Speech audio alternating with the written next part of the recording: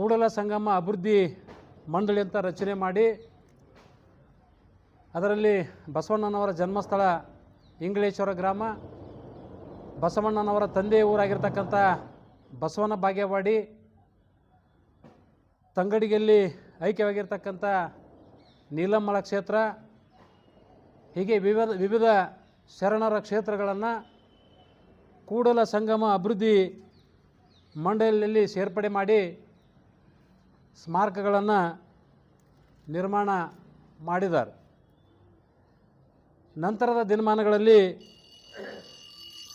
ನಾವು ಇಂಗಳೇಶ್ವರ ಗ್ರಾಮದಲ್ಲಿ ಪ್ರಥಮ ಬಾರಿಗೆ ಮತ್ತೆ ಹೋರಾಟವನ್ನು ಪ್ರಾರಂಭ ಮಾಡಿ ಕೂಡಲ ಸಂಗಮ ಕ್ಷೇತ್ರದಿಂದ ಬಸವನ ಬಾಗೇವಾಡಿ ಅಭಿವೃದ್ಧಿ ಪ್ರಾಧಿಕಾರ ಪ್ರತ್ಯೇಕವಾಗಿ ರಚನೆ ಮಾಡತ್ತಿಕೊಂಡು ಹೇಳಿ ಹೋರಾಟ ಮಾಡಿದ್ದೆವು ನಾವು.